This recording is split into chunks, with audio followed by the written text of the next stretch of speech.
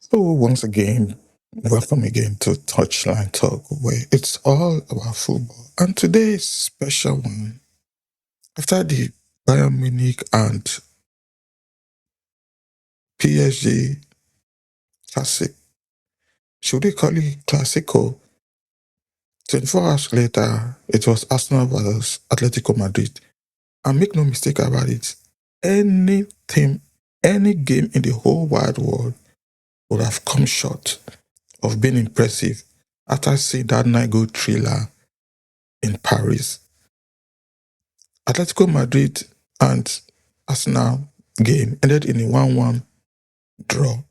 And apart from that, 2 goals were scored by both sides via penalties.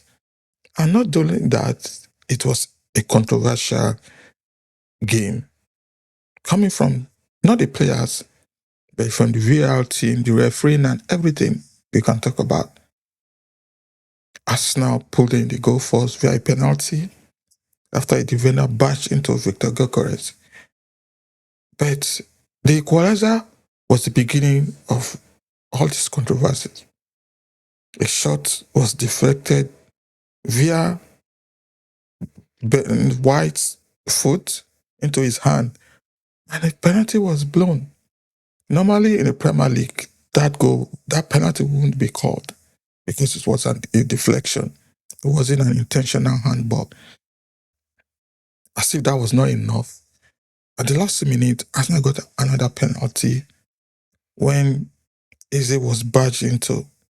The referee, quite alright, called a penalty, but the VAR called it back. And normally, according to the rules, it's always when there's a clear and obvious error, that's when the VAR comes into play.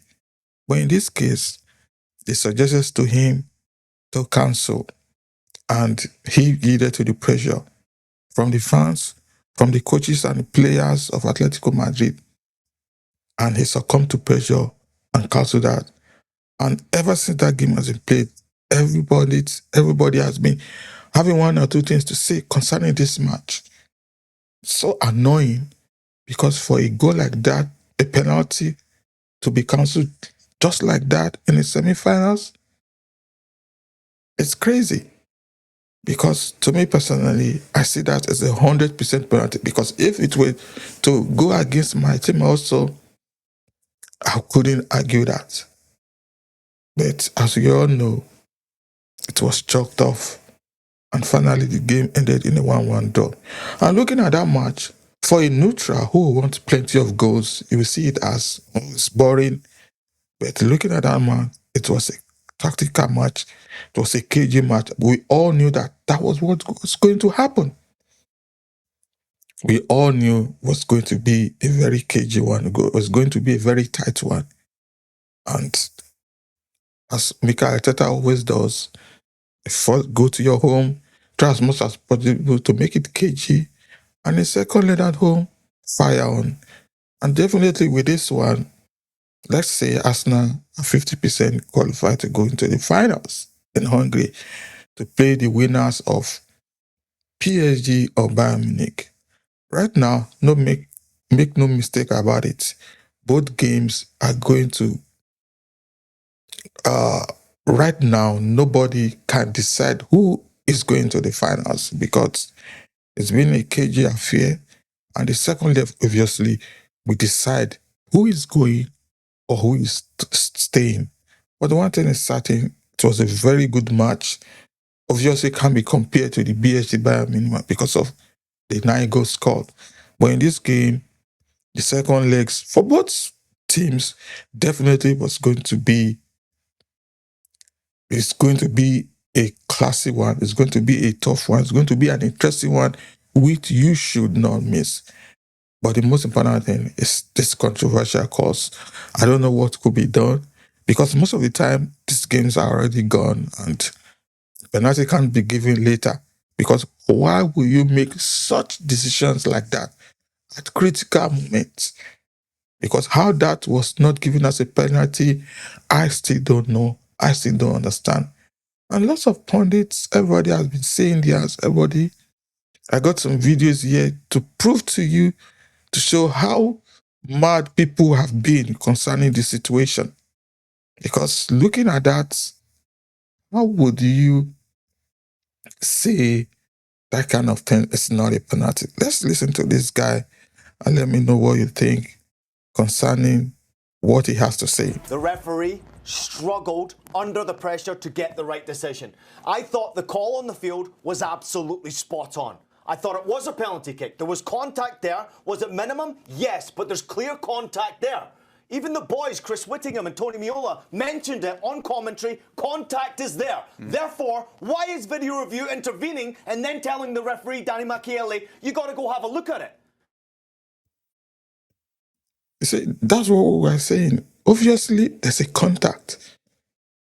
And because if that were to happen outside the box, definitely you are going to blow for a foul. So how will that in a penalty box not be a penalty? There's nothing you can tell me about that.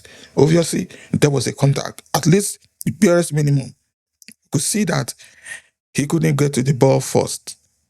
I mean, to me, that's 100% a penalty. Because it has to be clear and obvious that the referee's decision on the field was wrong. Because he makes contact, Adam, with the player, therefore, in my opinion, you cannot overturn that. And a step further than that, clear and obvious from the video officials looking at it in the first place, he's then gone to the screen and then decided, I'm going to overturn it. I can't believe that he's seen that and thought, nah, that's not a penalty. And why? I think also, to answer your question of why, we see in other sports, NFL, basketball, when we get these video official reviews come in, the referee on the field of play has to then explain why has he overturned the decision. We didn't get that. We don't get that in football. He didn't stand there. In the Premier League, they say something. They tell us why this decision. But in this case, how will he go watch that, look at that, and say, oh, no, it's not a penalty? For me, he succumbed to pressure. That's just the bottom line. In the NFL, they tell us reasons why things were done. In the Premier League, they tell us. So why can't that be introduced in the Premier League? You know, the most annoying part is that once all this wrong has been done, then after the new rule will come, okay, we've changed the rule, and you have already been sacrificed.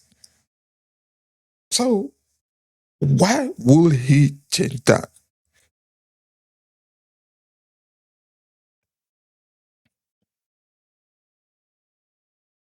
To me, something has to be done about that. There and say, oh, well, I've Doesn't made have this. to explain himself. It doesn't have to explain himself. Yeah. So everybody, whether you're inside the stadium or us sat watching the TV, yes, we've got no idea why he's overturned it. 100%. How can that be fair? And I still don't understand, and Arteta doesn't understand, Arsenal don't understand, their fans don't understand why that was not a penalty kick that should have stayed as a penalty kick. Why did he overturn his decision? Why was he even sent to the monitor? It's not clear and obvious because there's contact made. And actually, the more you see it, there's enough contact for the referee to point to the spot, which he did do. I think the pressure from Simeone, the pressure of the Wanda Metropolitano, the fans, the crowd, all of the players who are substitutes running down the sideline, whistling, screaming. It was too much pressure for the referee. He made the decision, and at the end, he got the wrong decision. He crumbled. This guy is 100% because... I don't know why this guy is a referee, because if you cannot, in any job, you should be able to perform your job under any kind of pressure. Because most of the time when you do your job, you say, oh, I can perform under pressure. And this is a very good example. You saw the fans, you saw the coach jumping up and down, the players yelling and swearing and do all sorts of things. And you look at that and you feel, oh, that's not a penalty.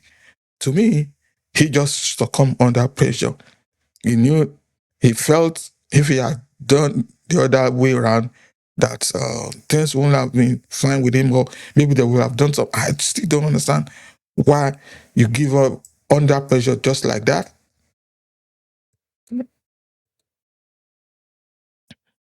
For me, something has to be done about all these things, because you can't just say, you can't say because you don't want to make some people angry, or not, because there's no excuse about that. And oh my God. But that's it. First leg is gone. We're waiting the second leg. Definitely something better will be done. And there won't be any unnecessary pressure, unnecessary and excuses. Because at the end of the day, what they do is they now come out and give you worse reasons for doing what they did. That's the way I see it. And it's sad if we can't get things right. And because I remember last season also, I think that's not with the league winners, they had to play the first leg first until they now change the rule and say, okay, then the top seeds are going to go away first. And after all these terrible things has been done, that's when they change their rules. And but all the same, it's been a good game, and we all looking forward to the second leg, the next game, and see how that goes. And also, some people are even saying that whatever they do, the winner of the Champions League definitely is not coming from those two ties. Well, it's a game of football. Anything can happen. You can't just say everything will work the way you think. It's a game of football. Out of nowhere, Arsenal might get into the finals, nick a win against whoever, or Atlético get into the finals and nick a win against either Bayern Munich or PSG. But that's the game, and that's what we and Arsenal and Ateta has been fuming about this thing, no doubt, and we can't fault him because why will you make a decision like that? Well, that's all for the Premier League, for the Champions League. No doubt, the second league comes and we're able to see what we can get out of that. And it's been a fun one. It's an interesting one. For the neutrals, I'm sure you all had fun. And for fans, all I would say is better luck next time. So thanks for watching. And if you love our video, please don't forget to give us a thumbs up, comment, share, like, give us your opinion. With this, it helps us grow. It goes a long way. Thanks for watching. And I hope to see you on my next video. See you and have fun.